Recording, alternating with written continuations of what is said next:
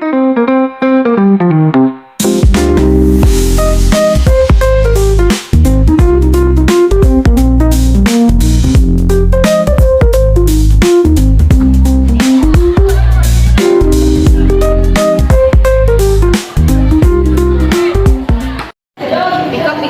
ini males banget ya sekolah. Gak apa-apa, kita belajar aja.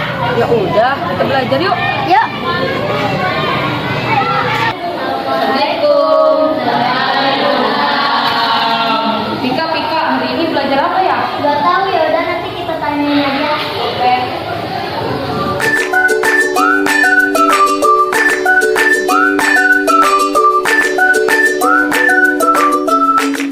Assalamualaikum warahmatullahi wabarakatuh. Waalaikumsalam warahmatullahi wabarakatuh. Anak-anak kabarnya gimana lagi nih? Baik. Ada yang sakit? Enggak ada. Oke anak-anak, sebelum masuk ke pembelajaran, Ibu minta buat doa terlebih dahulu. Siapa yang mau pimpin doa? Kamu? Minta sekarang. Sebelum belajar kita baca doa dalam hati.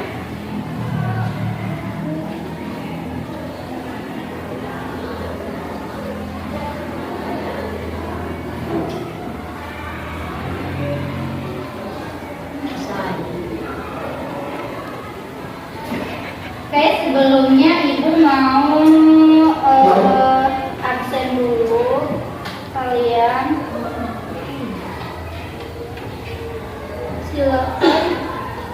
silakan isi absen di barcode ini. Dikeluarin HP-nya.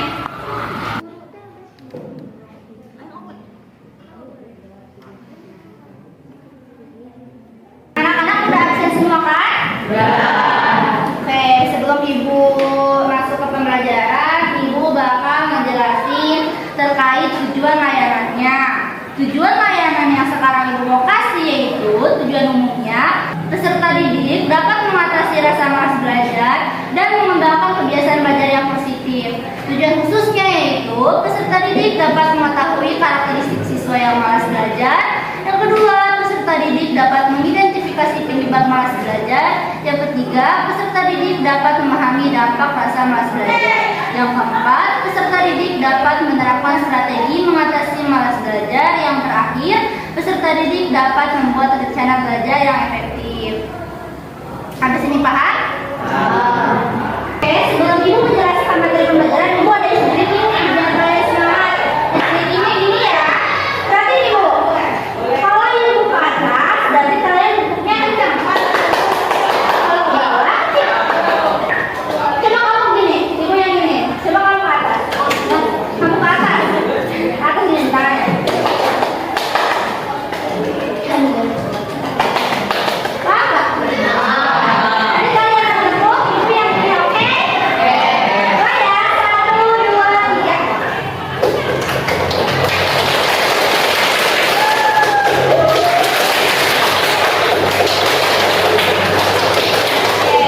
Ibu mau tanya, apa yang bikin kalian malas belajar? Apa? Menulis. Terus yang bikin kalian semangat belajar apa? Yang terakhir apa? Apa yang bikin kalian semangat belajar? Mendapatkan lagi pasti. Oke, sebelum kita masuk ke kegiatan inti, Ibu mau menjelaskan sedikit nih pengertian malas belajar. Jadi dapat disimpulkan sederhananya bahwa malas belajar adalah keengganan siswa untuk belajar karena ada hal negatif yang mempengaruhi mereka. Hal ini tentu berpengaruh dong buat prestasi belajar siswa. Apa sih hal negatifnya itu? Biasanya kayak menunda-nunda tugas gitu kan, terus kayak nggak mengerjain PR, terus habis itu tidak tekun, terus habis itu mengalihkan diri dari kewajiban yang harusnya kalian belajar di kelas, malah kalian malas-malasan gitu kan. Ada yang ingin ditanyakan? Mau cowok atau cewek, ada yang ingin ditanyakan? Kalau kalian udah nanya berarti kalian udah paham ya. Jadi ketika nanti Ibu masuk kuis kalian harus lebih bisa ya. Oke, selanjutnya Ibu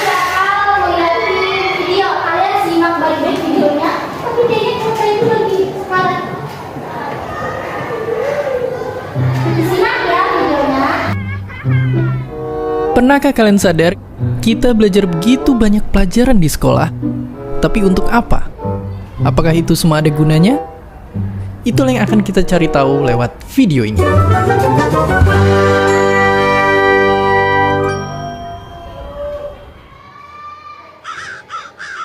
Sayangnya, yang kita temui kebanyakan di sekolah, kita terlalu fokus menghafal, bukan benar-benar nyoba paham.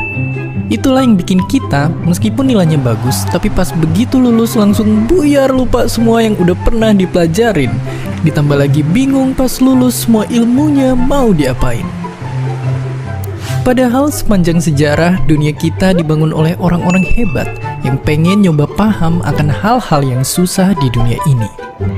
Makanya, satu kesalahan terbesar dalam belajar adalah kita terlalu fokus menghafal. Hafalan bukannya sama sekali tidak penting, tapi hafalan saja tidaklah cukup. Jika kita lihat di luar sana, dunia kita semakin cepat berubah. Menghadapi dunia seperti ini, kita nggak bisa cuma ngandelin ngafal doang. Kita harus bisa juga jadi orang yang bisa ngikutin perkembangan zaman. Makanya series video ini ada dengan satu tujuan. Karena tadi kalian sudah menyimak video, ibu bakal bagiin kalian kelompok. Hitung dari 1 sampai 4. Dari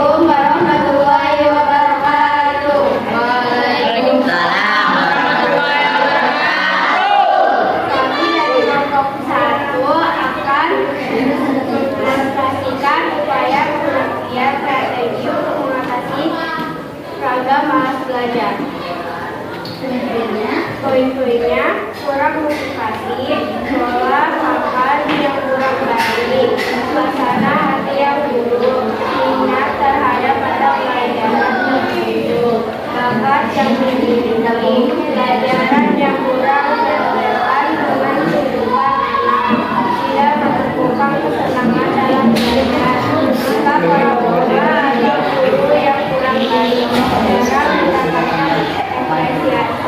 Dan satu, kurang motivasi, dua, pola belajar yang kurang, pola makan yang kurang baik, tiga, suasana hati yang buruk, empat, minat terhadap mata pelajaran tertentu.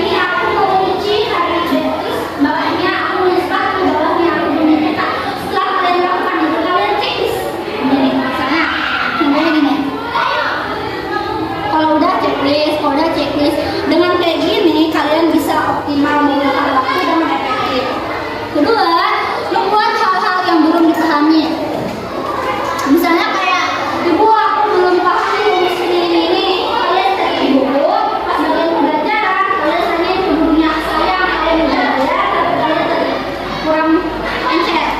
Yang ketiga, membuat kelompok belajar. Misalnya kayak Dila mau belajar sama kita nih, gitu kan. Terus kayak habis pulang ini kita belajar bareng yuk, gitu. Mata tes yang tadi di bahas sama guru, gitu. Kayak gitu ya.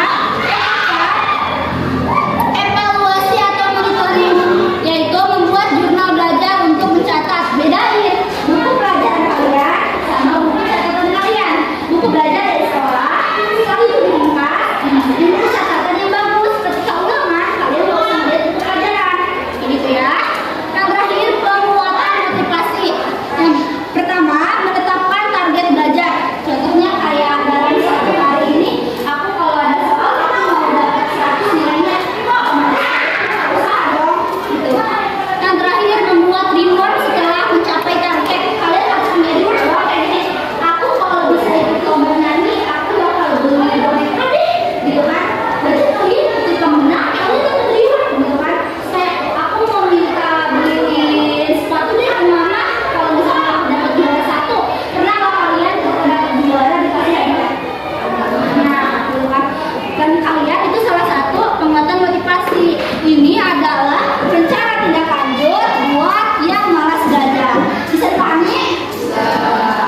Kurang kencang, bisa dipahami? Selanjutnya, karena materi sudah selesai, ibu minta satu dari kalian yang bisa nyimpulin dari materi edukasi. Siapa yang mau? Siapa yang mau? Dapat. Dapat berapa?